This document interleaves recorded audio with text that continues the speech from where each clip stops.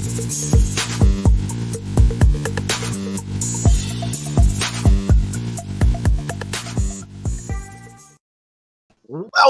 to another installment of Tag Me In, where the triple threat brain trusted tag over the good, the bad, and everything in between in the world of professional wrestling. I, of course, am the unofficially official Lip Dizzle, joined with none other than the world famous, less than stealthy runaway himself, the runaway Scooter. So ho. What's happening, everybody? It's happening. You know what I'm saying? Moments like this, when the world doesn't want you to be great, you gotta say, fuck it. Tell them that you're great and show them why you're great. Gotta let them know. Matter of fact, we got just who wants a little story time with Lip Dizzle, baby? Let's do some story time with Lip Dizzle. So let me tell you, this is why Scoot said the universe don't want us to be great.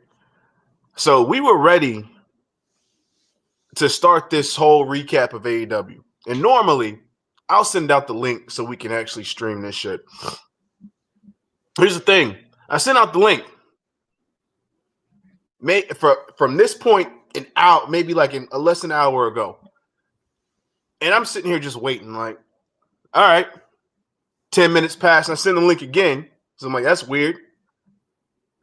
Another 10 minutes passed by. I'm like, okay, all right, let me go ahead and walk the dog real quick. So I did that. And I came back.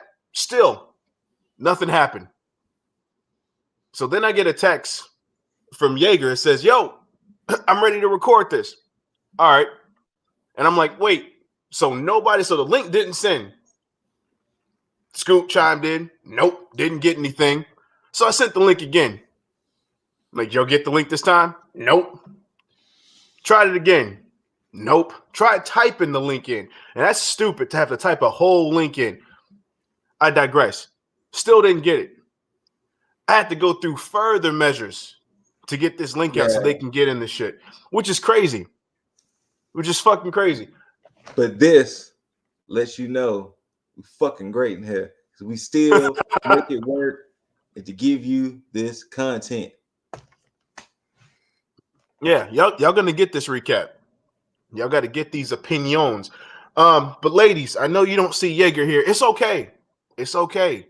Because you know what you come here for. You come here for his completely spontaneous run-ins. Yeah. Whenever something pop off. I mean, honestly, at this point, Jaeger is almost like Malachi Black at this point. The lights just go dark, and then boom, Jaeger appears, and that would have been serendipitous if he would have appeared right then and there. I know, right? Like that would have been amazing. But yeah, he's just he appears when he want to appear. You know, he's never late, he's never early, he's always right on time when he needs to be. I like that. Yeah. But to just to make them feel better, ladies of the IWC, the heartthrob of your community, Jaeger, bombastic, so fantastic. He ain't early. He ain't late. He's just fashionably whenever you want him there. So, whenever you want him there. There you go. So, matter of fact, I'll do this for y'all just this one time.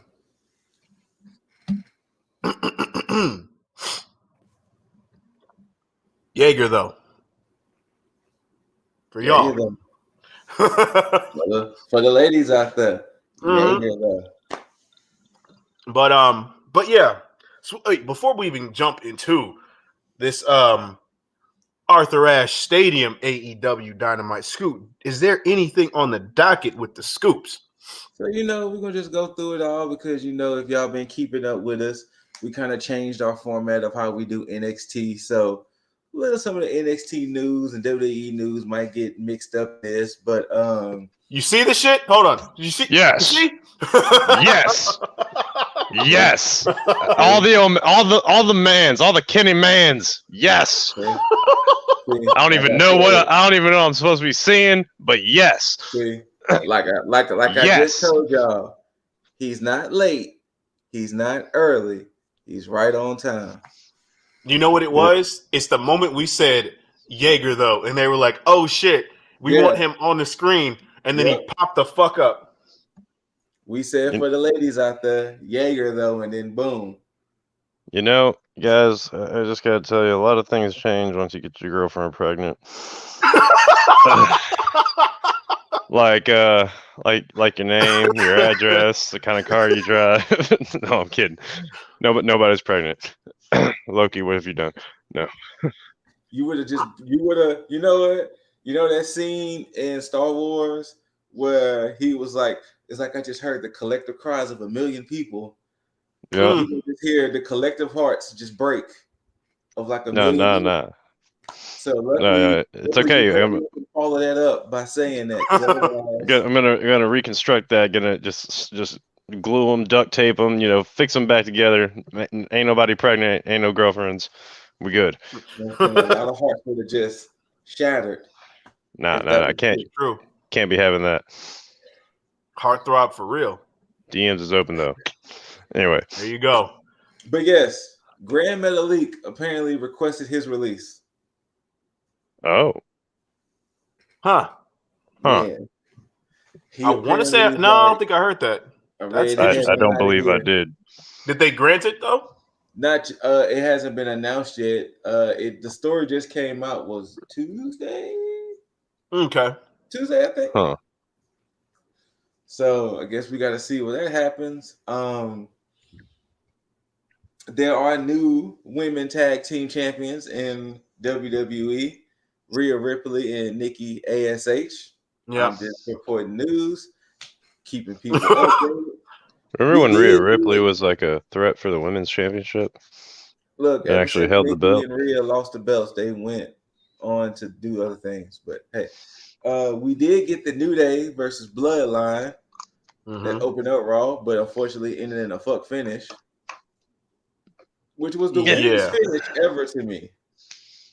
Because it started off as a very great match, and then there was a scene where Xavier Woods and Roman Reigns were the legal people. The Usos and E and Kofi were outside. Bobby Lashley comes through, beats the shit out of all four men, and the ref doesn't do anything. Which led to Woods turning around, Roman Reigns getting the spear, boom, 1, 2, 3. And it was like the ref is watching Bobby Lashley beating the shit out of the Usos and the New Day. And not a single disqualification happens. But then they let Roman Reigns in the Bloodline get the 1, 2, 3. And then it prompted to later on them doing a triple threat match. Bobby Lashley versus Roman Reigns versus Big E, which led to Roman Reigns winning that match as well. No surprise. So, yeah. Very confused. So, Roman got 2 W's on Raw Monday. So, yeah. After he invaded the show. Huh? I sent the link to y'all, and I don't know if y'all read it, but Bryan Danielson sent a letter. Well, he wrote a story basically called, thank you, WWE. And it was a very classy letter, and you could tell it was genuine. You could very tell classy, too. Super classy. You could tell it was nothing that was like, I'm only doing this for the look, or no, you could tell he genuinely meant everything he said, because I even like the whole, hey, I know y'all were a fan of me in WWE, and I'm not even necessarily asking y'all to follow me to AEW, but if you do, hey, I love you even more, but I still love you regardless, Yeah. So it was a great letter. And then, once again, he's another person who, like he said, I wish the people could see Vince McMahon the way I see Vince McMahon. So he's down the line of a lot of people who never has beef with Vince. Yeah, see everything else. Look, Bryan Danielson is going to be a shoo-in for WWE Hall of Fame, even though he's not there. Absolutely. Has to do. Now, on on the whole of the whole deal with everybody that praises Vince McMahon himself is not a bad person. I believe that he's genuinely caring of the people that he employs. I get that. But when you're out of touch, that's a different story. When you're out of touch of your own business model, that's a whole different thing. As a person, I have no fucking issue with Vince McMahon at all. I can agree. But it's like if you take, it's a reason why you have people that have cutoff points within employment. You think about sports.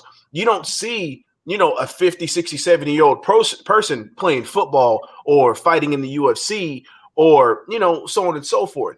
It's because there's a cutoff point, because at a certain point, you just can't do certain things.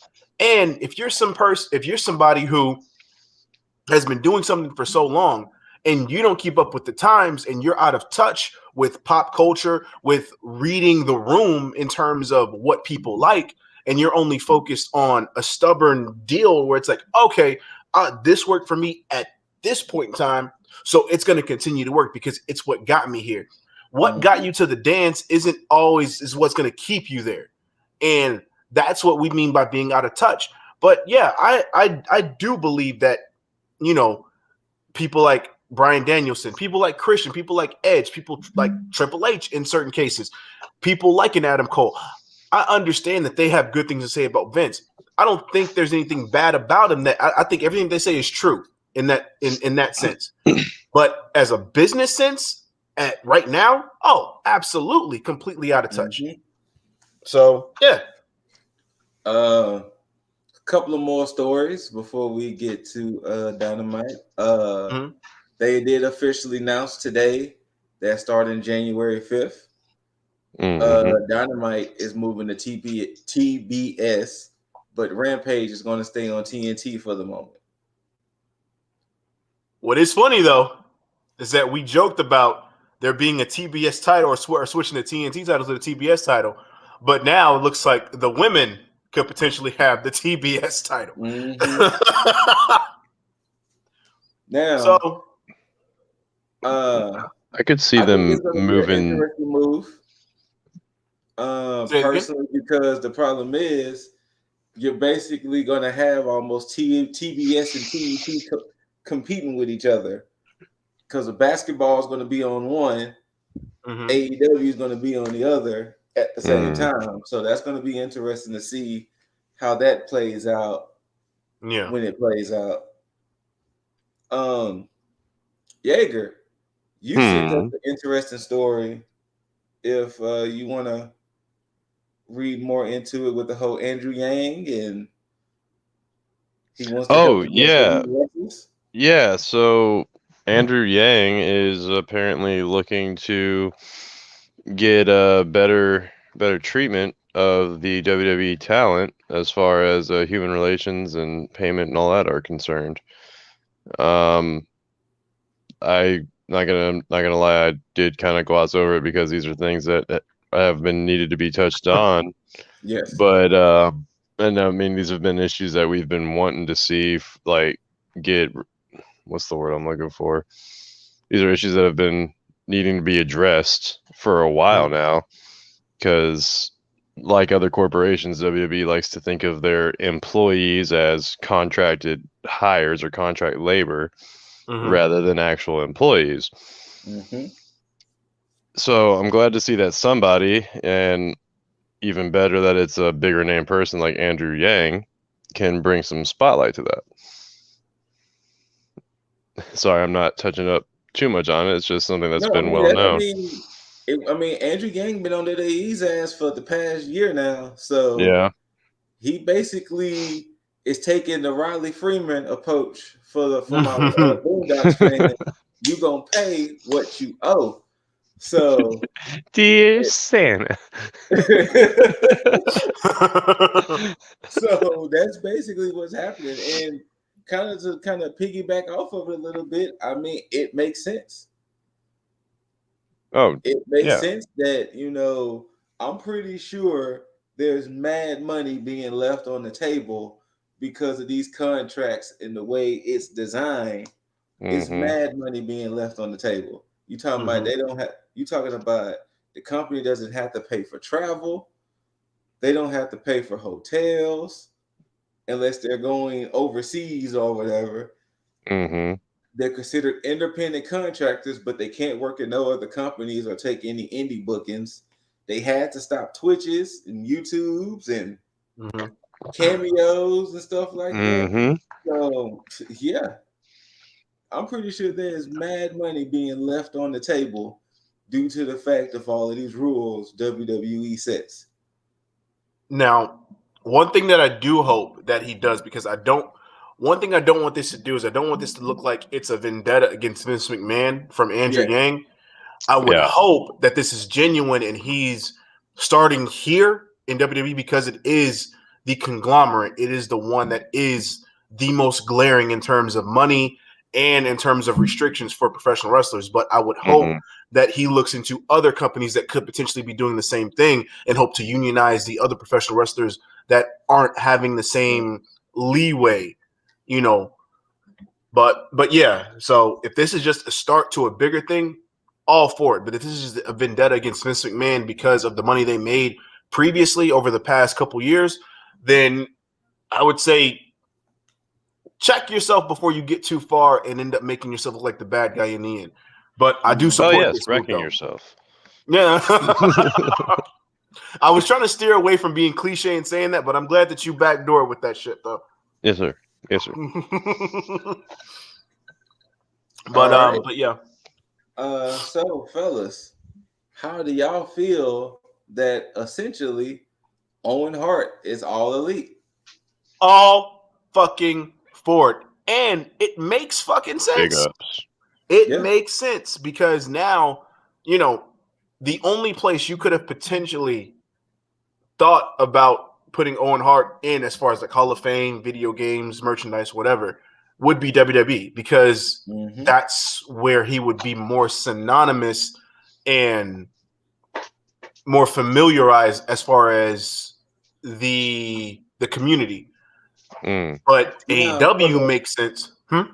I was say now for the people out there who might not know what we're talking about, essentially AEW is partnering up with the Owen Hart Foundation, and from the partnership, they're basically working close with the foundation, of course, and they're going to hold a Owen Hart tournament, which the winner will get a cup.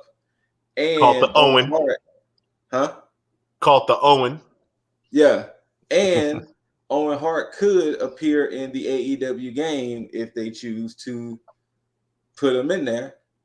So the first legend in AEW video game. It's crazy. So essentially, Owen Hart is all elite. I'd like to see that. I love every bit of this. Yeah. Yes. Now, before we get into Dynamite, do we want to discuss it here or do we want to make it a special hot tag of the plane ride from hell? No, we're actually I want to make this a hot tag for a number of reasons. So stick to that, people. Because remember what I said about keeping that same energy. Look, we're gonna keep that same energy in terms of this situation. And I think it's better for us. I mean, we'll probably do it this week or next week, but a lot of stuff is still coming out. So now we can kind of see how things kind of play out before we actually give like a full take on both the story itself and the aftermath of it. Yes. So, but yeah, definitely. So with that being said, take it away, Mr. Dizzle. AEW with these bold ass fucking moves. They don't waste any fucking time. Nah. Honestly, because you kind of just said it and it jogs my memory every time I hear it bold. AEW is doing exactly what was his name? Cotton. No, not Cotton. Pepper Brooks. That's a bold strategy, Cotton. Let's see if we play with that. AEW keeps pulling the bold strategy. And honestly, AEW is the prime example of the people who they're at the dice table or they at the blackjack table, and AEW is like hit me on 18 or hit me on 19. It's like, oh my god, like, you know, but it keeps working out in their favor. And here's what I like about it, because we're so used to being fed certain things to where we're conditioned to see something where it's like if we get a main event worthy match in the very beginning of a show, we know it's going to be some fuck shit that happens, and then we can look forward to something else leading up to it down the line as far as within that same show. With AEW and this match specifically, because again, this match in itself, excuse my language, it's like being with that one hot chick and you just know that you're about to get it in, and you get that nice little hand job, nice little boob grab, and then she says, oh, I gotta go. This match was a full-on tease because we got a fantastic fucking match, but we know for a damn fact that this isn't all that they had. Like, we already know we're about to get a 6, 7, 8-star match out of these two. Mm-hmm. But what they did was they said, hey, dip your finger in there and taste this mix real quick before we make this cake. And it's the best fucking ingredient ever. But you tasted the ingredients, but you haven't tasted that whole cake yet. Mm-hmm. That cake is in the oven right now. You've tasted that mix already, and it is baking. You got to wait for that shit to bake so you can have a nice slice of that piece of cake. That's such a great analogy for all of it. It is a great analogy. I'm not going to lie. Like, and they ended this shit. What? Before you continue, Lip Dizzle. Mm-hmm.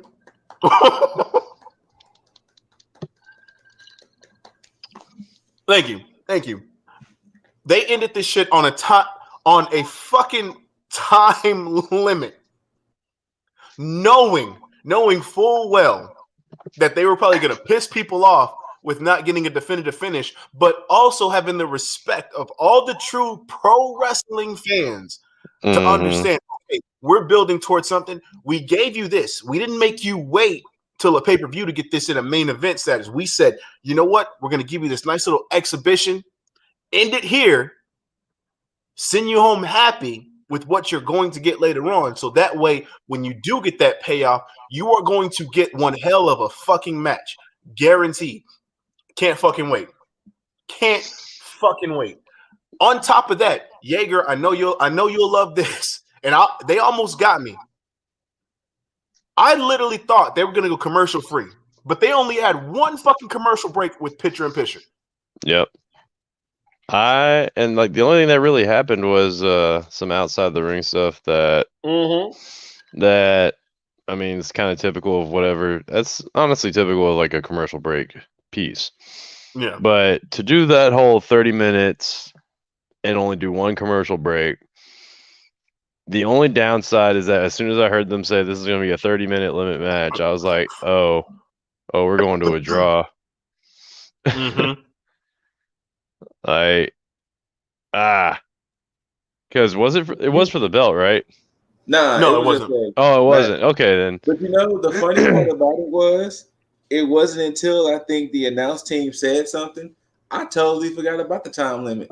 Same here. Like, I didn't until I heard that faint announcer say something about the time, but I never. It was so faint that I couldn't even make it out until the announcers had said it's like 45 seconds. What was it? I remember Justin Roberts saying like 30 minutes or 30-minute time limit, and then as I'm watching the match, it completely left my mind. I'm like, oh, they're gonna exactly. And then as soon as he like you said, he like barely muttered 1 minute remaining, and then like I don't know if it was Schiavone or freaking JR going like, oh yeah, they only got 45 seconds. I was like, oh no, they're doing this.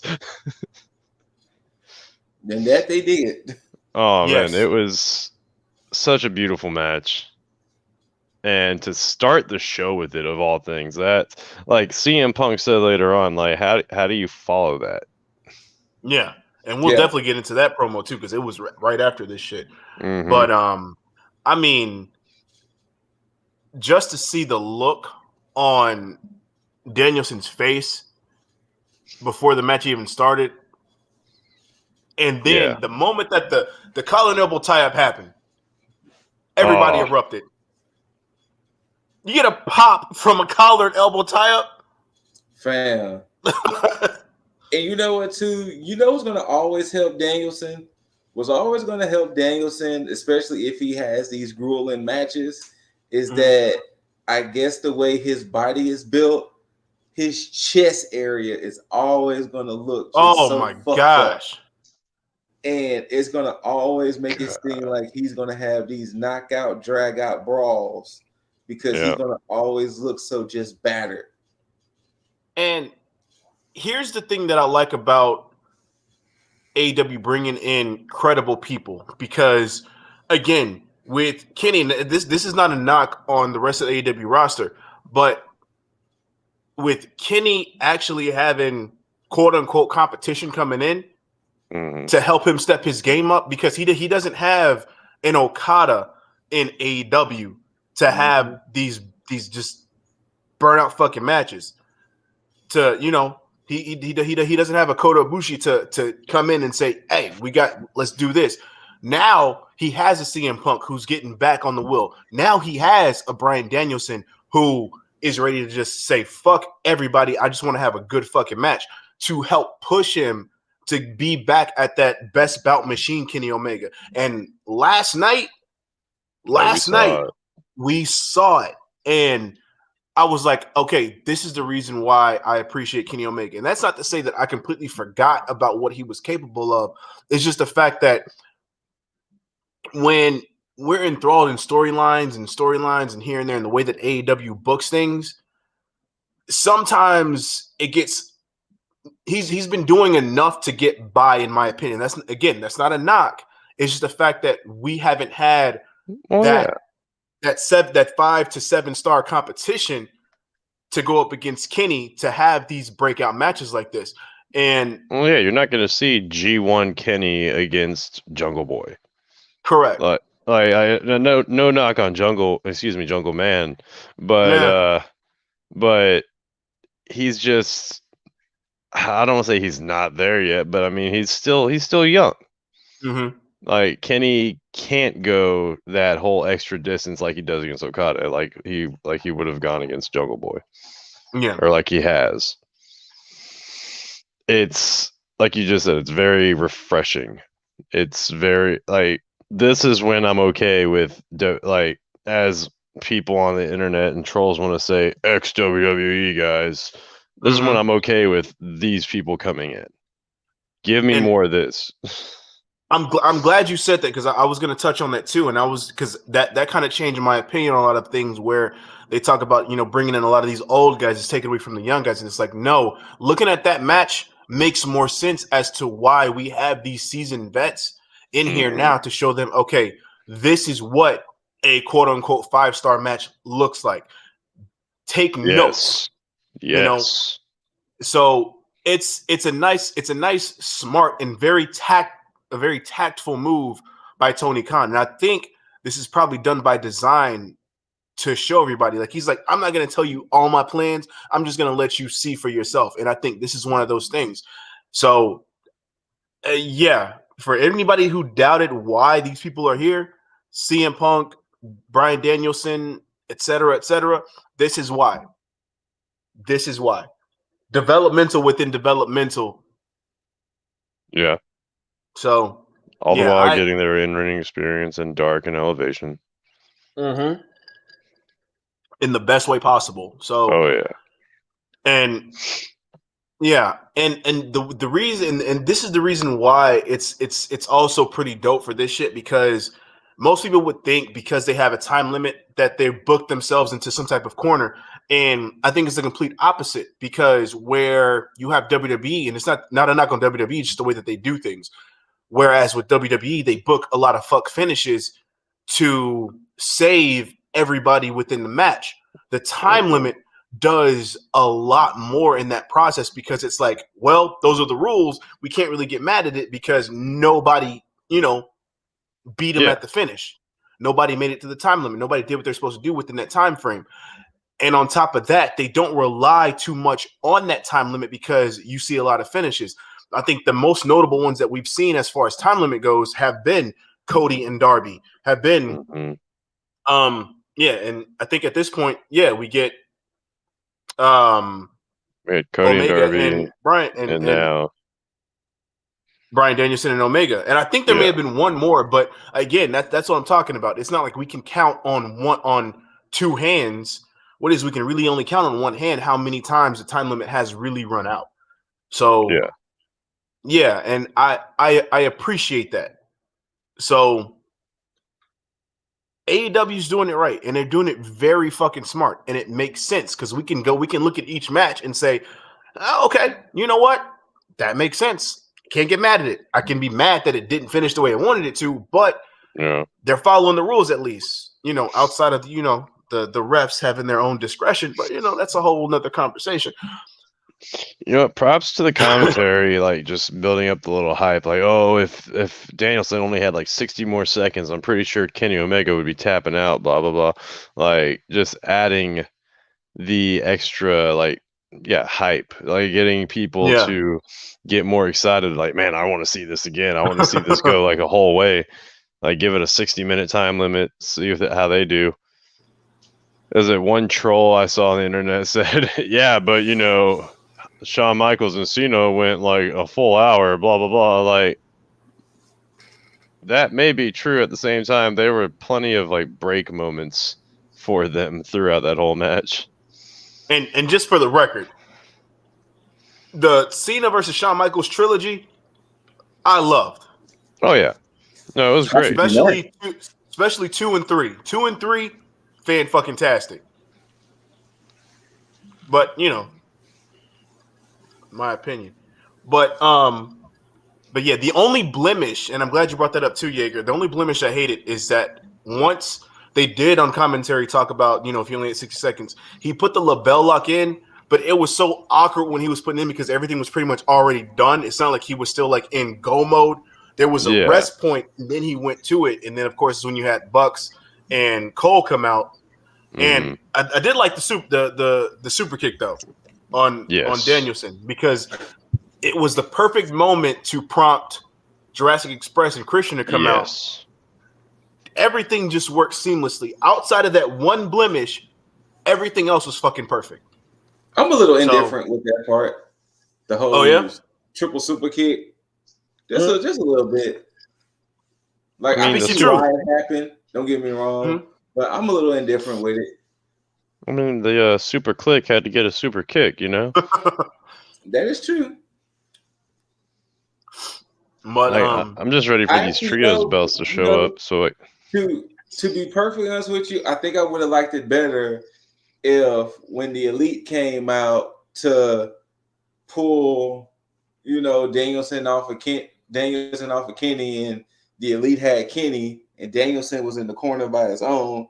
I would have liked it if Jurassic Express and Christian would have came out right after, so that way that moment wouldn't have happened. It could have been just that standoff of, hey, you stay on your side with your boy, we'll stay on our side with our boy. Let it be. True enough. I would have liked also that, but like I said, I get it. For those of you watching, I know you just see me put the graphic up for this match.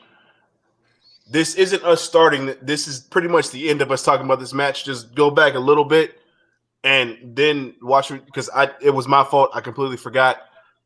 So just a heads up. I don't want you to get mad. Be like, oh shit, they only said this about the match. No, there's more before I even put the graphic up. So just, keep that in mind. I'll figure that. But yeah, the way that Omega looked after this match was props to Danielson and just props to the match as a whole. Also,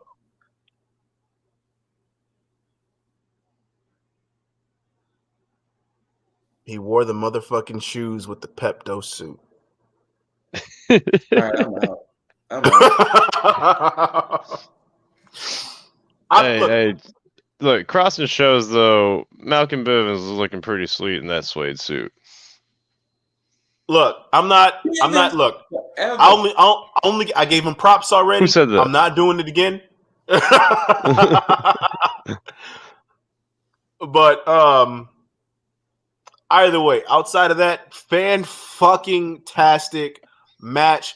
I am all in, no pun intended, for this full match because I already know that they're not going to have any time limit in the next match. They may even do an Iron Man match. Something's going to happen to where we actually get. I just don't want this to interfere with Hangman versus Kenny. Okay, You know what? and Honestly, thank you. Wait. Honestly, Go ahead. I think at this point, it might. Okay, because I was gonna out, and I'm glad you brought it up because I was gonna wait for us to talk about this, but I think it's right now is the best time because again, the way this match went, it made the show a bit shorter, so we kind of have the time for it. I don't know if I'm worried or just kind of okay with what could potentially happen with Hangman because I was all for the fact that, okay, we get Hangman back, but the way that everything is going, I think they may keep Hangman off TV for a while and have him make some comeback later on. Like, I think the plans that they had could be completely just done with right now. One of the biggest issues I'm going to have with the whole Hangman situation, and this is just from my lens, y'all can agree or disagree, but from my lens, okay, so since Hangman was out, he fought Christian Cage. Yeah. And Christian Cage, he's fought Danielson. They fought to a draw. We don't know what's going to happen. The problem is we're talking Christian Cage and we're talking Danielson. Are they going to, if Hangman is the one that's going to fight Kenny at Full Gear, how are they going to make Hangman look more credible than Danielson and Christian Danielson Cage. and Cage, since we just saw Kenny pin Hangman a couple of months ago? So since we just saw Kenny pin Hangman with the One Wing Angel, it would have been different if they would have hit the what they call it, the BTE V trigger. It would have been different if they would have hit the triple V trigger and beat Hangman that way. But Hangman beat him with the One Wing Angel. So now, how are they going to book it to where Hangman looks more credible than he did when they lost that 10-man elimination? By having him kick out of the One-Winged Angel. I mean, of course they're going to have him kick out, but you have to make it look more believable now. Since you got to build it up. Yeah, since Hangman technically lost to the One Wing Angel, you got to make it look more believable. And how are they going to make Hangman look more believable to take the belt from Kenny if it's not Christian Cage or potentially Danielson? So how are they going to book it to where Hangman is more credible than those two? So I have to beat them. Okay. Here's how this can work. And somebody can probably do it better, but this is the best way that it comes off in my head. The way that it can work at Full Gear. Because there's still time. Hangman comes back. Kenny's already had his match with Bryan Danielson. So if he allows this whole time limit draw to affect him throughout the process, and he has that match with Hangman, loses to Hangman, and starts to doubt himself based on everything that's happened, and realizes that he has to get back to where he was before. So you get him focusing more on himself. Of course, he loses to Hangman. After all this, focuses more on himself, leaves the Elite. So that breaks up the Elite to where you have that whole dissension going on. You take the Elite out of the equation completely as a stable to bring in the Pinnacle as the top heel stable. Kenny gets back into his motherfucking bag as the best bout machine. And then you book that full match with him and Bryan Danielson. No title, just them in a pure ass fucking professional wrestling match. to where now you have the title not even in the equation because Hangman has that, and now you have an extra match on the fucking card that is gonna basically overtake the entire fucking show because that's the match of the fucking night. Okay. I like it. So I guess the other question, if one of you two could think, how do they shoe in Page, since technically Page lost his contendership? You make them. Let's see here. We got a few weeks. Well, we got like 4 weeks till Full Gear, right? Well, 4 to 6, I think. Because we got all of October, and I think it's the second week in November, I think, when Full Gear is. I could be wrong. But I think we got maybe about 4 to 6 weeks until Full Gear. So if I'm booking it to where we need to have Hangman looking strong, you make him debut either this week on Rampage or next week on, or I'm sorry, come out of hiding or whatever you want to call it. Either next week on or this week on Rampage or next week on Dynamite / Rampage. Mm-hmm. Have him actually have him on both either Darker Elevation and on Dynamite / Rampage, having matches with legitimate contenders, not like throwaways or squash matches, as you want to call it. Show that, and like, things that are relevant, like things that are like maybe more story driven, maybe go through the gauntlet of Omega, if you want to call it that. Like have him go up against Jungle Man, have him go up against Christian Cage, have him go maybe not up against Daniel Bryan, because then that would make Daniel Bryan Bryan Danielson look weaker. We knew what you meant. Yeah. Y'all know who I'm talking about. The guy with the very heartwarming WWE message. Yeah, you could have him go through that gauntlet of sorts. And that would solidify him like, oh, well, if he's beating these people that Kenny's beat, then, maybe he's got it back. Maybe he has a shot.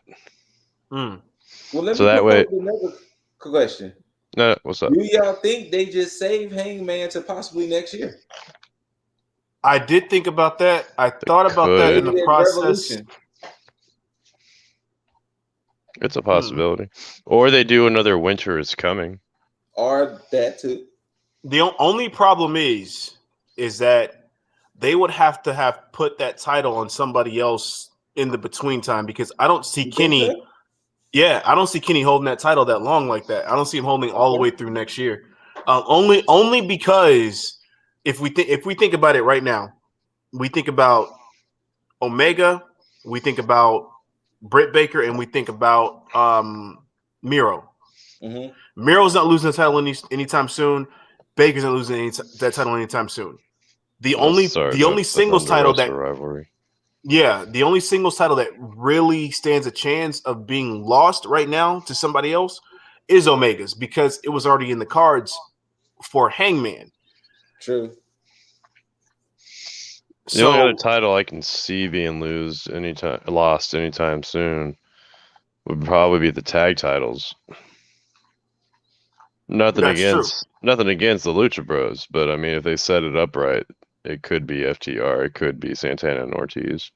And they're about to bounce those around, mainly because, again, trio titles coming into play, another tag title type championship, and this is going to be this is the rollout title that's going to start, these short title reigns just for like the next possible year at this point. So yeah, there's a part of me that honestly does believe that Hangman is coming back to take that title off of Omega, because I just don't see them putting that title on Danielson right now. I really do think that they're going to push that match for Danielson and Omega as a non-title match, just for the sake of just wrestling. Okay. And Hangman is going to be the next person outside of Lucha Bros that starts to roll out these quick title reigns. Hangman's going to have that title for some months, but I do feel that he's going to be on the losing end of a heel in the form of MJF at this point now. So it's just one of those things, man. I like what they're doing because it's very unpredictable, but I hate the fact that I don't know what the fuck is going on with Hangman. Yes, because you fucked me, Hangman. You fucked me at motherfucking All Out. And I don't appreciate that. Wait. So this is the thing, right? I understand your anger and frustrations with that, but in retrospect, that my was guy, that's so out of left. My guy, I was say, my guy, that was so out of left field. Like, look, man. The thing was the fact that we asked you. You said up until Christian was in the ring, you thought they was still. You're right.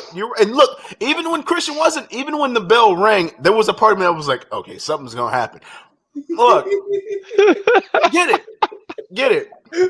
But here's the thing. Over here, like Charlie Day with the damn cigarette, like it's gonna happen. Like right here, Hangman's gonna jump Christian Cage right now. Like you really was on that point hard. It's only because you only have so long for that whole deal of Hangman kicking out of the One Wing Angel for it to keep its luster. Because at a certain point, if the past Full Gear, that luster is going to be gone, mainly because of the fact that we've already got a taste of what Danielson and Omega is going to look like. Yes. So at this point, right now, you got to strike while the iron is hot, because honestly, after Full Gear, whatever they fucking do, everybody's gonna be looking forward to this Omega and Danielson 7-8 star match. Mm-hmm. Because it's not even gonna fucking, like, Hangman is not even gonna be a fucking blip on the radar at this point. They're honestly gonna have to wait till next year, and they're gonna have to just omit this whole fucking kicking out of the One Wing Angel thing. It's gonna be a afterthought after too long. Completely. They have until this year ends. I would give them that timeline. Yeah. If they're gonna do a Hangman thing, like prior to maybe Full Gear. Watch them wait till winter is coming to do that shit. Or something like that. Honestly, I wouldn't be surprised. Because like last episode on TNT. Because what? Cody took a good couple months off when he had the kiddo. Who's to say that's not part of like family leave for like all employees? I'm cool with it. Let's say that Hangman's a special case. He might get some EVP treatment, even though he's not an EVP, because he's like the second person after Jericho to get signed to AEW. And then at this point in time, he's not really needed. That's true. There's enough talent there to where it's not like, all right, guys, we really need Hangman back. So. Oh no. But yeah, it's not like Hangman is like absolutely needed. So. It's sad to say that. It is. And then it's not meant to be in a negative way. No, not at all. There's enough talent to hold it down to where, Hangman not being there. Yeah, it is something you don't see, but at the same time, it's not necessarily end of the world that Hangman isn't there. I'll say it has to be before the new year, because odds are likely that we're going to get Kevin Steen. Oh yeah. And once we get Kevin Steen at AEW, that's going to have a whole nother tidal wave of like Hangman Who kind of syndrome. Hell, you talking about Kevin Steen, we could potentially be getting Johnny Gargano. What, in AEW? Yeah, Kevin Steen and Johnny Gargano could be. Oh, if we get Gargano in AEW. So. And it's really sad because he's so beloved at NXT, at least to the old NXT. So. Oh, okay. Elite ends up finishing, and then we get Mount Rushmore as a face stable on AEW. Oh, give it to me. There's no way they're gonna be faces.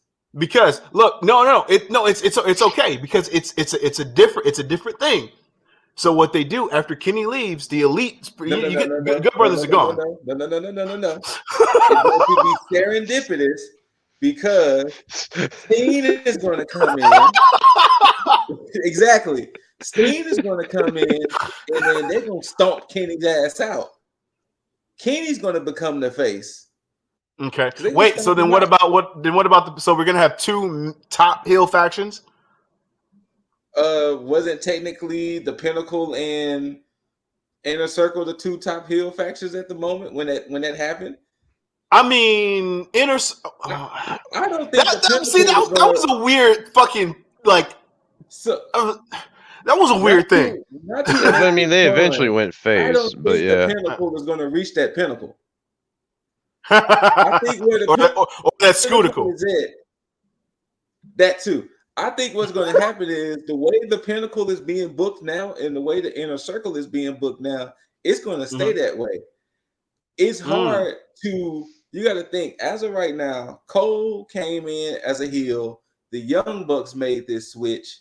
It makes more sense for them three to turn on Kenny when Kenny loses the belt. It makes sense for them three to turn on Kenny, and Steen comes in, boom, Mount Rushmore. Now Kenny is like off of TV for like 2-3 months. And like then you get the match with him and Danielson. Yeah. Just respect to pro wrestling. Mm-hmm. That way he wouldn't be a heel anymore. He wouldn't necessarily be a face. He would just be a man, and that way, eventually, he can start to enact his revenge. He'd just be a man. So, he's Hercules when they gave him the juice. So, you know, Fantasy Book Central. Okay, so and that's perfect timing because, yeah, if he loses that belt within like at Full Gear, that's what, November, right? Mm-hmm. Yeah. So you give him that whole time where he goes off of TV for like just a month and a half, and then Steen's contract would be up at WWE in January, either December or January. It said January. So he can. Okay, so that's perfect. So Steen can pop. Steen can pop back up just like how Cole did. You know. Mm-hmm. Fair enough. Okay, cool. Well, then, talking about heel turns, CM Punk is going to turn heel after this fucking Team Taz feud. You think so? Look, he might do it against Hobbs. Think it's going to be a heel turn, or is it going to be more of or tweener? More of a I'm not going to take no shit turn. I think he's going to do it gradually. Like he's going to do the I'm not going to take no shit, but then eventually just go heel. Okay. Look, here's what I think is going on. He's dropping the hints, man. Yeah, exactly. And I think he's definitely doing that.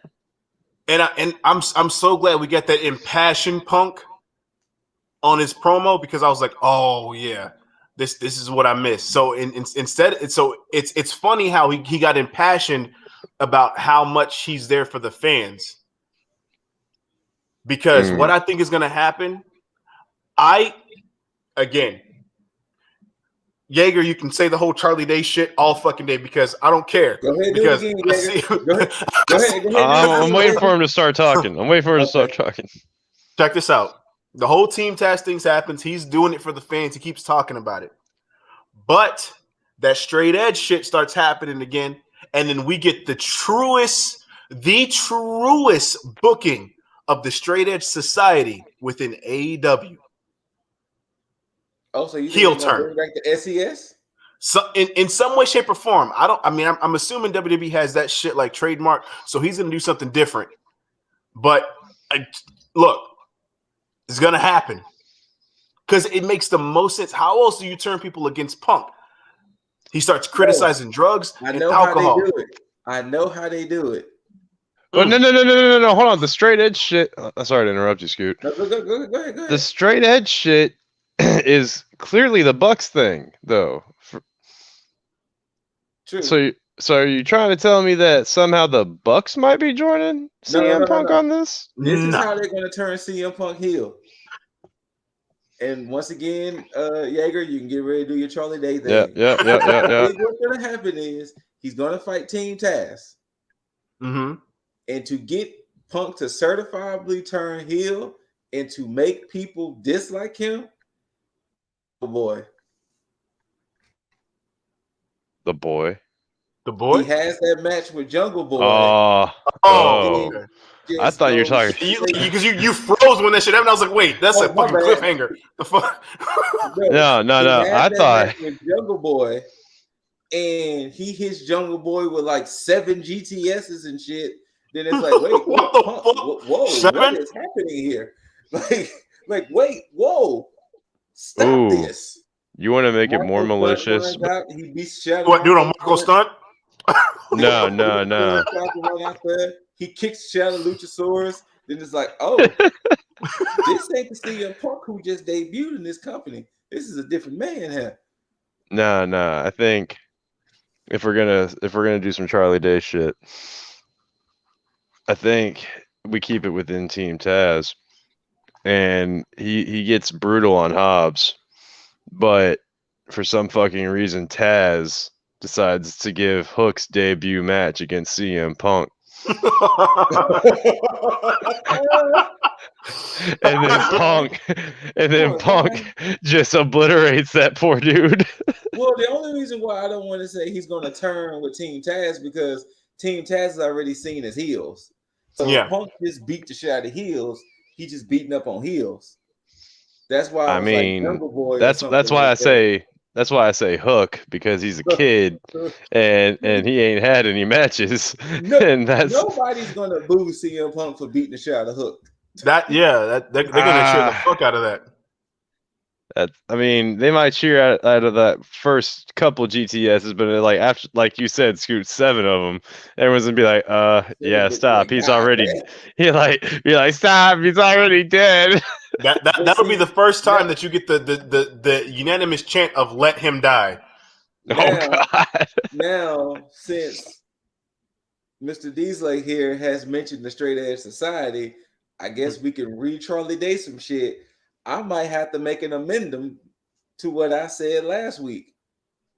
Maybe some of the members of the Straight Edge Society will be former Dark Order members. Huh. 5 and 10 finally take off their masks. 5 and 10 finally take off their masks, and that's what it'll be. Yo. Okay. Because on we don't need people. Oh. Maybe since if they do decide to resurrect the Straight Edge Society, apparently didn't the Dark Order have a match against each other on Dark? They've been having matches against each other. Yeah, on Dark this week though, it was shit. Where's my book? Sorry, everybody. Jaeger After Dark will be airing right after this. But shit, where was it? I had this. Shit. But oh, here we go. It was Evil Uno and Cole Cabana versus 5 and 10, and fucking Uno unmasked 5. Oh shit. Yeah, like he tried to say it was an accident or whatever, but didn't mean to do it. But like 5 was pissed, and like he saw him like in the ring, like all covered up, like a luchador, but just like hiding his face completely. Like it was like he eventually gets his mask back on, and like for the spoiler, he roll up pins Uno. And he tries to help Uno back up, but Uno just rolls out the ring and like walks out while everybody else is like trying to figure out what the fuck is going on with Dark Order. But it's getting interesting. I really just at 2 times I want the slow burn to end, but at the same time I like that they're drawing it out just so we could get fucking Wyndham or some like defection to Black. Ooh, I like how I said that. I like that too. But shit, if we get a Straight Edge Society, I would love to see them go there. So it makes sense, man. I didn't even think about a Straight Edge Society 2.0. I'm telling you, because it's like, again, there's only so many ways you can have the fans actually view Punk as a heel, and what better way than to criticize people for their vices? Yep. Because again, him beating up on somebody, they're gonna take that as, oh shit, all right, cool. This is fun. This is funny. I like this. It's only gonna last for so long as we can cheer for that other person next week or whatever. But with this shit though, we gotta start being all self-righteous and shit. Mm-hmm. And everybody hates a self-righteous motherfucker. That's universal. That is universal. So, but yeah, I know we didn't really get into Punk's promo because I mean it really wasn't that important. What was important was the nice little breadcrumbs that we got for a potential resurgence of what made Punk immensely popular within WWE. So I look forward to his match with Hobbs tomorrow. But other than that, yeah, I'm just ready to see where the shit goes. Yeah. But one thing I'm happy to see fucking go and be done with is this shit with MJF and Brian Pillman Jr. if it is completely over. You mean the King of Zero Repercussions? Yo, I'm gonna say this right now. Right. Zero. Other than that great statement from Jaeger, but to be perfectly honest with you, this match was trash. Yes. Yes, it was. It was not great. Yeah. That's all I'm gonna really say about it. I mean, I'll be a little fair here. Like, were we gonna view any match as great after seeing Kenny and Bryan Danielson? No, but I mean, you can still have things be credible enough. I mean, we'll get into it later, but it could have been one of those situations where Pillman could at least got some type of revenge on MJF, and because of Wardlow, MJF won or nothing. But it was like MJF flat out fucking won. Like, you know? Yeah. Brian Pillman Jr. had at least 3 weeks to fix his issues within this whole feud. He comes out, entrance, everything, and he sits there and stands for the match to be ready. He didn't run into the ring to go and attack him. You had that chance to do that. You didn't. You treated this like there was a regular match. This doesn't seem like a blood feud to me. So it's like, to me, it's like, if you don't care enough to make this feel like it means something, then I shouldn't care enough to what you basically conditioned me not to care about this fucking match. Yes. Yeah. This should have been sliding through the bottom ropes, popping up, jumping MJF, letting the ref decide when the hell the bell was going to get rung, and going from there. This should have been like Irish whips into the barricade. This should have been maybe dropping MJF on the barricade. Maybe reenacting a Bubba Ray my balls situation. I don't know. Damn near, I'm gonna get disqualified because I'm not paying attention to this damn ref because I'm seeing red. This should have been 4 count, and then Brian Pillman shoves the ref off.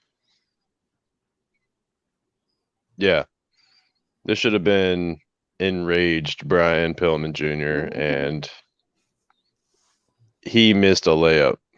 I'll just say it as plainly as that. Wide open layup. He fumbled in the end zone. Yes. Basically.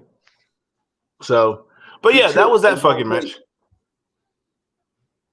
But you know what's crazy is that we get to back this shit because we get from one thing that we didn't give a shit about to another thing we didn't give a shit about, but actually had a silver lining with the ending of it.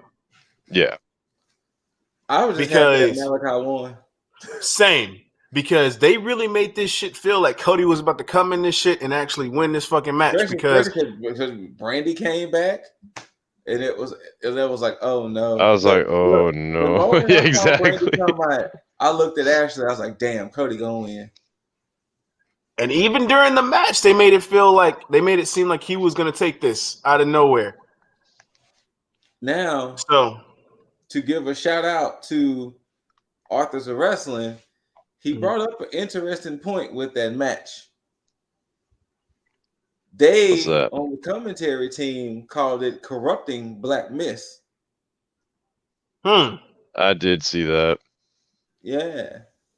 And the way Cody was acting when it hit him after the match and shit, it was pretty weird. I was like, that's odd. Like, well, he's really playing this shit up. So, but at the same time, maybe he could have been toying with the fans when he was like, I'll retire before I turn heel and shit. Yeah, because maybe that miss might corrupt Mr. Rhodes here. I mean, hell, the damn the Nightmare family is like falling apart and shit. So why not make this be the way to go heel? And plus, I don't know if y'all follow Cody on Instagram and things like that. He's been posting a lot of Stardust pictures and shit. Like I think on Instagram or Twitter, he's been posting a few Stardust pictures. That's funny if he's like, yeah, I'll never go heel, but I never said Stardust wouldn't come back and go heel or some iteration of Stardust. Exactly. This motherfucker. God damn you, Cody. And then, Orn Anderson messing up the spot, That was funny.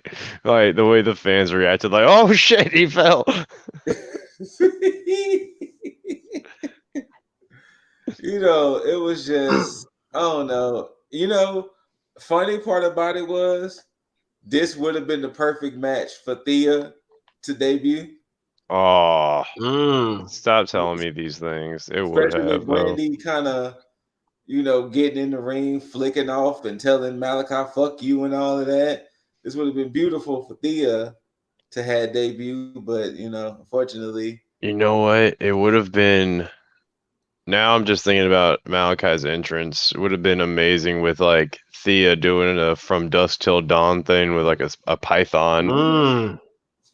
I'm telling you, Malachi's entrance is just maybe not so much of the bikini or something, but just like how Thea does.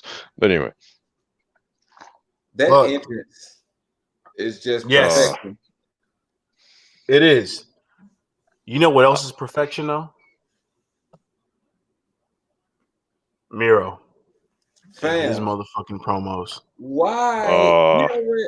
Stop hitting the wife. He's not gonna stop hitting the wife at all. No. I mean, like, stop hitting the wife and not bringing her out. Like, shit.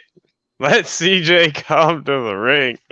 But you know what though? Before I get to the point, at this point, it's better if she don't, because we know who he's talking about. Fair. Like, it's just an ominous thing. So at this point, just keep running with the gag, just like this. But I was telling my brother today, I said, the issue I had with WWE? This is the same Rusev and Aleister Black that was in the company. Yes. Yeah. The same ones. This is the same Aleister Black and the same Rusev.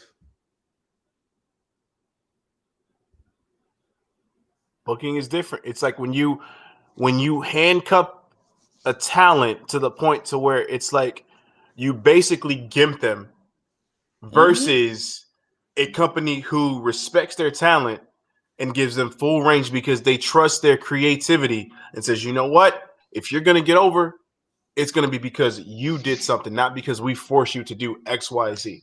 And clearly, everything that Miro everything up to this point has made complete sense. They've talked about his weakness, and in his promo, he even brings it up. He talks to Sammy Guevara. He says because of this, points to his neck. You think that I have a weakness, or you think that you can beat me? It's like, but my God fixed. It's like in 2012, broke my neck, but my God fixed me, and my wife helped put me back together. It's like, and because of them, my God demands pain, and my wife demands pleasure, and sometimes pain. Oh my God! How can you not love Miro? Like, how can you not love it? And now at one point I was kind of thinking, could they pull the trigger with Sammy beating Miro? And I was like, nah, they shouldn't. they shouldn't. They'll make it a good match for sure. Because again, Miro does this thing where he does happen to. I mean, he made Fuego look good. So Yeah, you know, 2-3 matches. mm-hmm. And so he'll make Sammy look good in this instance as well. Now, could Sammy take this title? Possibly. Do I think it's going to happen? Not a fucking chance. But yeah, but it's going to be a good fucking match. What's this on Dynamite next week? Yes. So yeah. Speaking of, kudos to those people who had to sit in that arena for like 6 hours. Mm-hmm. Oh, word? Well, you know, they was taping Rampage after they taped Dynamite. Oh, that's right. Oh, And they shit. also take Dark. Damn for shit. Yeah, They do Dark or Elevate. No. They don't do Dark right now because Dark is in Universal Studios at the moment. Okay, yeah, that's true. Elevation. So you're talking about Elevation, Dynamite, An hour. and then Rampage. 6 hours, yeah. So who boy? Who boy indeed. Now of course, other members of the Pinnacle were on this show as well, because we had FTR versus Sting and Darby Allin. Shouts out to FTR in the NWO Black and White. I was gonna say. Shouts out to New Day for rocking the Wolf Pack. Yeah. The most notable thing about this match was their attire, which I don't know if that's a call. I don't know if that's to a call to New Day and just like a whole like comrade deal, or that's a or no. Matter of fact, no. I think commentary talked to it because I think it was like more of a ploy against Sting. Yeah. Because so that made sense. But I like the mind, I still think of it as like a call to New Day too. Yeah, could be. Now I did look at the trunks, and it's funny because they're still playing up the whole what the R can potentially stand for, because it said forever the R, and it had the asterisks. So it never said what it was for. So I like that they're still continuing that shit. So I'm gonna be perfectly honest with y'all. Mm-hmm. I didn't really care for this match either. Neither did I. Okay, because I mean, it had all the right players, but I was just not invested. Yeah, I wasn't invested. Yeah, it was the same. Now, of course, the gear, absolutely, but I just feel like to me, like I get that FTR came in after the match with Shawn Spears and Darby Allin, but I feel there was more story and more feud worthy stuff between Darby and Shawn Spears than with FTR and Darby and Sting. This felt like it was just kind of just put together. Now, if they would have invested more into it and had this like next week with a few story bits on this show, then yeah, I'd like cool. But because it just felt so rushed and out of place, I was like, cool. But I mean, what does it really do? You could say that this is like the Pinnacle attacking Darby and Sting, because true. Like this could be them as a whole. I mean, you could get shit Wardlow, or like maybe now MJF will call out Darby Allin. Mm-hmm. Like who knows what they'll do next week on Dynamite with Darby. I don't know. I think to piggyback off what you said, and that actually adds more to it. I think had the Pinnacle come out as a whole and actually added on to what FTR did last week, it actually made this apparent that it was a feud between Sting and Darby against the Pinnacle, I would have been cool because I would have been like, okay, this made up for the match because I would have said, well, the match was cool, but this was really meant for this shit that happened. Because then you would have had direction with the fucking Pinnacle on this shit, and then you would have had an adversary for Darby Allin and Sting to actually overcome. So, yeah, now if they make up for it next week, cool. But as of right now, just give me Darby and Sean Spears some more. Well, remember, we're all supposed to get Tully and Sting at some point. Oh, yeah. I don't know how I feel about that. You sounded so disappointed. I did. You said, oh, yeah, like that's supposed to happen.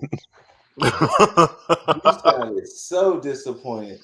I mean, look, Tully and Sting, cool, but I mean, like right now, I mean, and it's mainly because of Tully's in. Tully isn't really like the type to get he screams manager, like just manager to me now. Sting at least you can look at it and be like, okay, you know what? He can still go somewhat. He can give me something. Tully, I'm like, yo, Sting's about to carry this whole fucking match, and it's gonna be a 2-minute one and done, and that's it. And that's all it should be at this point, unless Tully's been training his ass off. So no.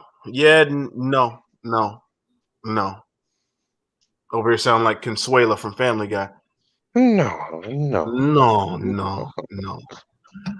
But a yes moment though. Shout out to Bryan Danielson. The AEW Women's Championship match between Britt Baker defending her title against Ruby Soho, the number one contender. The only problem about this is that we knew the outcome. Yes. Yeah. That's the only problem. Had they booked this like later on, maybe at Full Gear, I probably would have been like, okay, let's see where this goes because there's potential there. But to have this on a Dynamite, wait, hold on. Have we had a title change on Dynamite outside of the TNT title and the tag title? Moxley. Winner. Yeah, I was like Kenny Moxley. Winner is coming. No, yeah, that was what I don't count that as Dynamite. I count that as Winner is coming in a special event. Okay. No, well, technically Cody and Brody. But that's still TNT title. Then I expect that. So that's a. I don't think we'll start seeing like women's titles at least until like that TBS title is introduced. TBS title is introduced that we'll start seeing more frequent title changes on regular television other than like pay-per-views and shit. Part of me wants to think that the TNT title is going to be defended only on TNT, aka Rampage, and that this TBS title and the trios titles will be something you see more on TV, like on Dynamite on TBS. You have a point to this because Miro has only been defending that belt on Rampage and pay-per-views as of late. Oh, it's like they're conditioning everybody. Mm-hmm.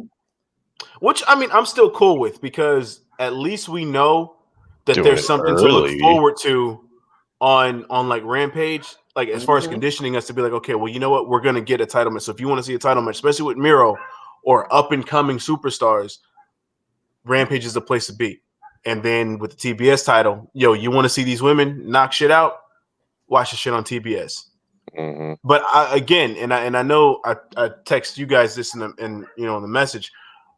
But yeah, a secondary women's title makes so much sense because of the fact that we've seen in a lot of promotions tag titles for women, but never a intercontinental-esque title within any fucking promotion. Because for women, because they're always vying for like the top women's prize. But this also shows, hey, we believe in our women's division. We're going to show you what we have coming up outside of what is in the main. And that's another thing because they've been treating a lot of these women, whereas we've seen like Jaeger watches Elevation in Dark. A lot of women are showcased on those shows to the point to where it's like, yo, how come they don't have a secondary title? Because it would make more sense. I'd love to see a secondary title for the women, especially in the regard that you have so many people like that are on Dynamite and Dark Elevation, most prominently right now being Anna Jay since she came back, Ty Conti. They're really featuring the Bunny and Penelope Ford right now. Statlander just took a loss, but she could still be in that running.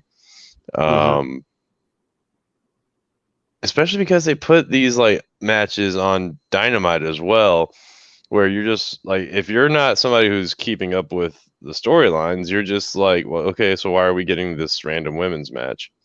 True. But I think it would draw a nicer parallel to have it be like how we initially thought the NWA title for Dynamite was going to be like. Very true. Like initially we saw this NWA women's title with Serena Deeb and before that Thunder Rosa. We thought this was going to be something that we saw get passed around via AEW. We don't so much hear about it anymore. No. True. And I would love to see Layla Hirsch be maybe our inaugural women's secondary title holder. Especially because they're not giving her recent accolades enough attention. No. I like it. I fucking like it. And I like this match. I mean, of course for Ruby Soho, but more so for Britt Baker. Because and it's what I figured was going to happen is that this was going to help boost Britt Baker's stock. Oh yeah, because of her being in the ring with somebody that helped her within the industry, and I knew that this is what this was going to be. Because again, I still see Ruby Soho winning this championship at some point, but with the introduction of this TBS or with the potential introduction of this TBS title for the women, I feel that she's going to be more enthralled on that end before she takes that title, which I think based on how everything happened, especially with the Women's Casino Battle Royal, I feel like she may end up being the one that feuds with Thunder Rosa to potentially take that title off of Thunder Rosa after Thunder Rosa takes the title off of Britt Baker. So I'm following your breadcrumbs. Off of Thunder Rosa. Who? Huh? I think if Thunder Rosa takes the belt off of Britt, I think Jade takes the belt off of Thunder Rosa. Ooh.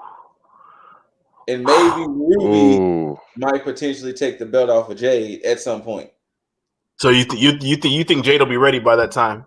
Well, at some point, you got to start putting Jade in there because Jade is too much of a powerhouse and nobody's built like her right now. And you can't have outside of fucking Camille. But even Jade looks more intimidating than Camille, though. That's true. If you want to, at some point, you can't have a woman who looks like that just waiting in the shadows. At some point, she has to, do something. The only person size-wise that's been on TV that I could see going against Jade right now would be like Jamie Hayter. Yeah. Or Kylie King. Yeah. Kylie is what, 6 Kylie King is like 6 foot as well. But yeah, I think if Thunder Rosa takes the belt off of Britt, I think Jade will take the belt off of Thunder Rosa. Okay. Oof. This is 2022 is going to be an interesting year for AEW. Yes, it will be. Oh yeah. Especially if you think that the lengthy title runs are going to come to an end. Yeah, for just for a bit, because I mean, right now, every title right now outside of the tag titles at this point in time have lengthy title runs. So isn't the Bucks? Aren't they the ones that had like the longest title run with those tag titles? it's between them and Hangman and Omega. Oh I don't know. yeah. I don't know if they passed them up yet, which I can actually see just in case.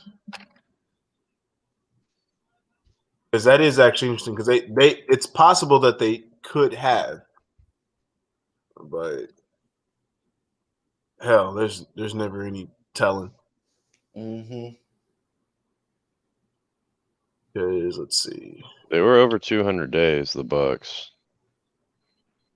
They might have been over 250. so if we look at title reigns, yeah, Bucks are at 302, and Page and Omega are at 228. So yeah, Oh yeah, Oh so they damn. passed it. damn, yeah, they're the only ones in triple digits because everybody else is in double. Crazy, fucking crazy. Crazy that FTR only had the belts for like a short amount of time. I think it was 34 days if I remember after looking at it. Jeez. Yeah, crazy. Hold on, just to double check, make sure. No, FTR is 63. Okay. 63 days. Yeah. I mean, that's an extra month, but damn. All right. So, and that's crazy because I'm looking at this shit now and they say FTW Championship, but they have in parentheses unsanctioned. Yeah, Brian Well, Cage had that for a minute. that he did. To be precise, 377 days. So if it was a sanctioned title, he would probably be the longest reigning champion in AEW. Period. I believe. Yep, because longest reigning days is AEW Championship is Kenny Omega at 285, and Women's Championship should be Sheeta. Yep. Right? Sheeta's longest reigning, but she's still under Brian Cage's unsanctioned. She's at she's at 372, so she's still close. But with it being sanctioned, she actually is the longest reigning AEW champion. I know Sheeta had it damn near throughout the whole pandemic. Yeah, she had it for over a year. Rather. I think Kenny will definitely. Well, no, there's no I think on this, but Kenny will definitely break 300 days. Maybe break the year. Who knows? Or lose it at the year mark. 295 right now. So yeah. If we're talking about to full gear, yeah. If he doesn't lose that full gear, he's definitely passing that shit up for sure. So I think even if he makes the full gear, I think he's still going to be over that. I mean, he could lose it at the year mark at Winter is Coming, assuming that they do a Winter is Coming. I think they will. But yeah, but to harp back on the main event, Ruby Soho lost. Lockjaw. She actually tapped out. But she won with the bars like on last Rampage. She did. Yeah. Yeah. She called her just like every other female superstar from that previous company. I forgot the first two, but the last one like that dropped my jaw was like and banging some dude in the back. Yes. It was like, oh no. I was like, you just called out Adam Cole. And Britt was completely fine. She's like, yeah, I am. I mean, but she had a nice little well, no, because I think she had the fired line, and I think then Ruby Soho came back with yeah. Oh, yeah, bars for days. Shout out to Max Caster. Hey, but apparently he had a miniature rap battle against Little Uzi Vert. What? I mean, would you even count that as a rap battle then? No, not really. Nah, no disrespect to Uzi Vert. I just don't think you got bars like that, homie. But I mean, sorry. he's a pop rapper, but yeah. But hey, who am I? Who am I to say something like that? Just guys on the internet, Just guys on the internet who can Guys spit on the better than internet. Lil Uzi Vert. But that's just me. I'll say I can't rap for shit, but yeah. I can toot my own horn because I know this. I know this already. That's a definitive fact that I can actually stand behind, claim all day. Oh. I know this, but that's a conversation for another time on another Yeah, I'm platform. just a funny guy. But with that being said, that in itself was AEW Dynamite at Arthur Ashe. Arthur Ashe. You see, sitting there talking about fucking bars, and I flip up and trip over my own fucking words. Karma's a bitch. Universe has been on my ass all fucking day, apparently. So, hey, what better way to end it off? But I will leave it to my brothers in arms here. Guys, do you have any final thoughts on this episode of Dynamite? Scoot? Scoot is mute. Scoot is mute, but I'll give it. I'll wait. Hold on. Oh, there you go. Damn.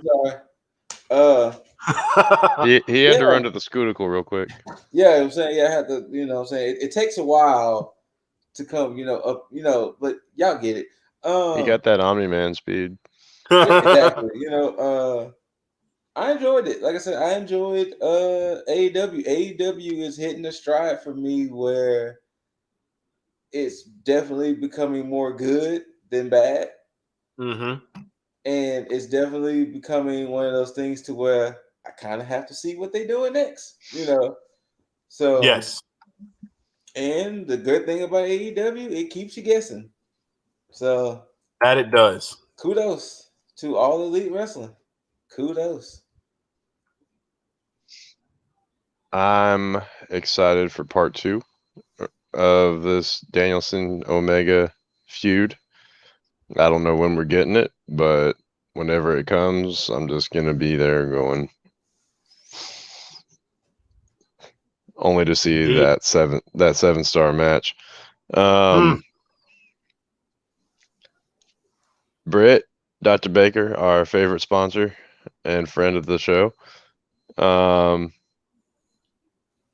Great match. I'm sorry that you're gonna probably lose to Thunder Rosa at some point, but I mean, it'll be a great match when it happens. Hopefully, y'all bring back some of that hardcoreness that y'all did in that unsanctioned match. MJF, find a new kid to bully. Darby and Sting. Let's see if you run through the rest of the Pinnacle. Oh shit, that could be your new kid to bully, MJF. And then Cody and Punk. Looking forward to the heel turns. At this point, yeah. How about you, Dizzle? Look, honestly, you could have just gave me a full show of Omega and Danielson match. I bet they would have gone. I would have taken a 2-hour or hour and a half long Omega and Danielson match. With a promo from Miro at some point. With a promo matter of fact, with a 30-minute promo from Miro. God damn. Definitely a 30-minute promo. Shit. That's hijacking the show at this point. That's fine, because he would have sat there and just gave us complete gems about how he's going to dominate everybody on the roster and how he's going to dominate his wife in the hotel room. It's would have gone off name by name. He goes through a few. He's like, oh, then my hot wife, who I'm gonna put into. He would have He would have had just make like her how scream Jericho game had, over. how Jericho had the printer paper of all the 1,001 moves. Yes. Oh god. He would have basically had a list of everything he would do to anybody on the roster. And how he would do the same thing sexually to his wife on every fucking line. and everybody would have ate it up. I would have sat for that whole fucking list. Period. At that point, it's a stand-up comedy show. You see? Right. At And this you point, can't teach that. Oh God. But but no, honestly, don't bring that guy. Now of course, for those of you who don't know, Dynamite did not beat Raw in the 18 to 49 demographic this week. Raw stepping up their game. Not surprising because Raw's throwing everything. They're throwing everything on there. I mean, they really went to get the best part of SmackDown and potentially the best part of WWE and threw them on that show. So, hey guys, the draft next Friday. Who boy? Only person that's gonna stay on Raw on SmackDown is gonna be Roman Reigns at this point. Basically, everybody up for grabs. Everybody's gonna be up for grabs. So I think because my brother and I was kind of talking about it a little bit. We think they're gonna keep Charlotte on Raw. Sasha might switch. Bianca might switch. And a few others, because it's gonna be interesting. Is Sasha back now? Not yet, but she'll probably be back for the draft. How convenient. But I mean, you could always have Roman and Big E switch. You could. That's true. I mean, that's something I could see them pulling if they really like. If this really is in AEW retaliation thing, I can see that because even now, and I'm looking at it now, I mean, AEW's they only Raw. beat them by basically a 0.01 because Dynamite had 0.48 and Raw had 0.49. Jesus. So yeah, that's even with Roman on that's still very fucking close. So yeah, but we'll definitely have to see what the fuck happens. I'm excited heavily for AEW and what they're doing, and I'm highly invested and very intrigued into the potential of what could potentially happen because of the fact that we just don't fucking know direction they're going to take everything, and I love that. So, but one thing that we can control and what we do know is where the fuck these people watching this can find us at. So, Scoot, let these mother effers know where they can find you. I mean, Yeager said it earlier, what I'm saying? I'm at the Scootical. And if for those who don't know, who might be new to this, when you think you at the pinnacle, look up. Then, that's where you find the Scootical. And I'm there. It's there. Every now and then it takes me a while to go up and down. I had to kind of take a little break from the diamond mines, since we kind of figuring out what's happening over there. So, what I'm saying, I have to cross brand both of these. So, I mean, diamond mine is still open. Still open. Y'all had a 5-on-1 match for the cruiserweight title. I mean, I'm still taking what I'm saying? I'm still taking a little, just a small break. As you can see, but you can find me. It's been scrolling at the bottom the whole episode. There it is right there. Bam. You know what I'm saying? At the ScooterRay, IG, Twitch, YouTube, TikTok. You can also find me with the Less Than Stealthy Ninjas. That's my other faction. Shout out to the mother effing ninjas. You know what I'm saying? That's my other faction. Shouts out to Boss, Aranya, and Xerxes, gaming on Twitch. YouTube channel got video clips for you to watch. And then got a podcast, another one, Ninja Banter. You can also catch that podcast on Google Podcasts, Spotify, Anchor, and other places, Yeah, buddy. Everywhere. I'm saying, what other podcaster who's in multiple factions? Wears so many hats. Wearing so many hats. You know True. what I'm saying? I'm pretty sure there's some out there, but you get it. But yeah. But for the ladies out there, for the ladies out there,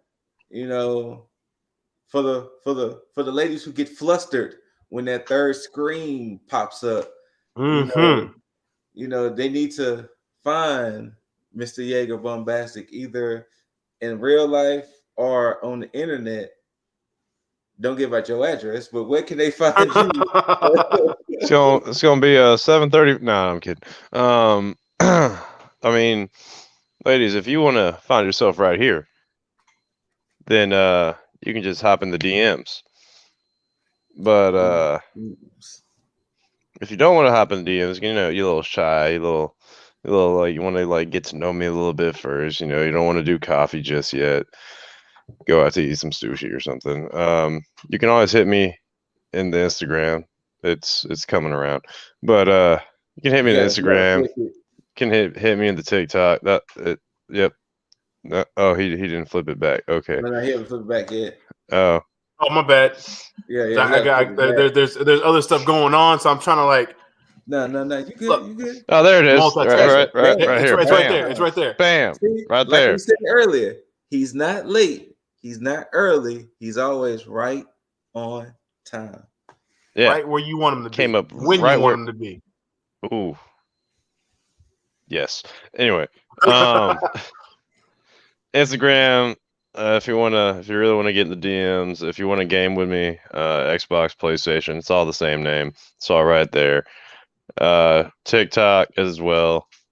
Twitter, if you want to let your thumbs do the work.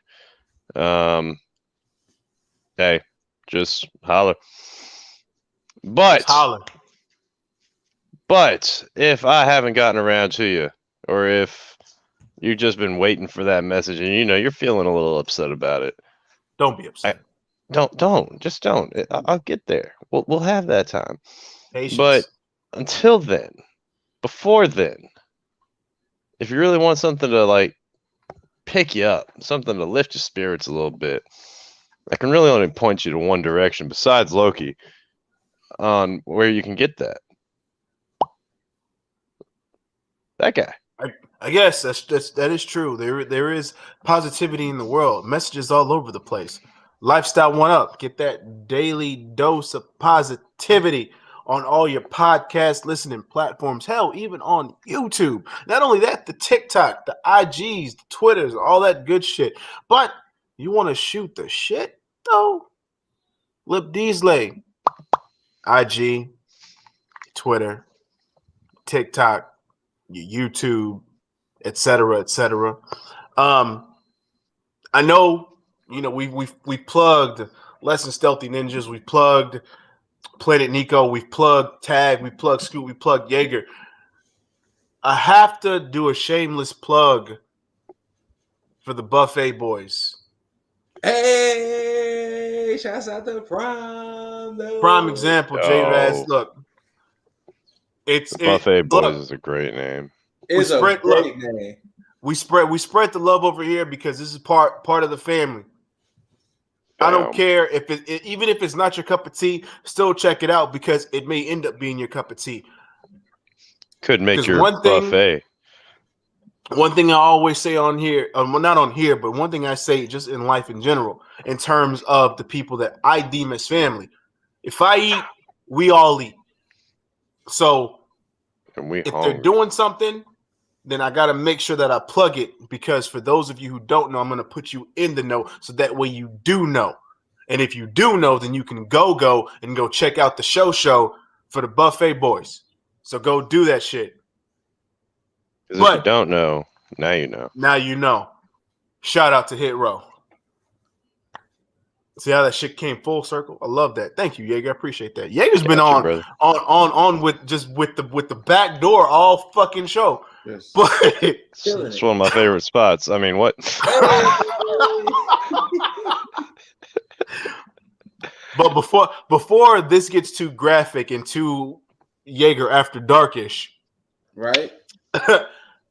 Oh yeah, you can see me there too. You can see him there too. I'll let you all know to rate this shit, whether you loved it or hate it, Bam, bam, thumbs up, thumbs down. Don't forget to rate it. Hit that notification bell for all the updates and notifications of when we drop shit on whether it's a Jaeger After Dark / Elevation, whether it's a Tag Me In, Hot Tag, Scoot with the Scoop, Scoot with the updates every month, whether it's a tier list, etc., etc., etc. You want to be in the know to check this shit out. Yeah, you do. But most importantly, please add yourself to the mother effing squad, the tag army, the tag team. Mother effing subscribe. But until then, first and foremost, at Too Sweet My Bros with a good one right there. Bada, bada, bada, bada, bada, bam. Yeah. I bid you all adieu. And until next time, until you hear our immaculate voices and see these handsome faces, you beautiful mother effers, tag the fucketh out.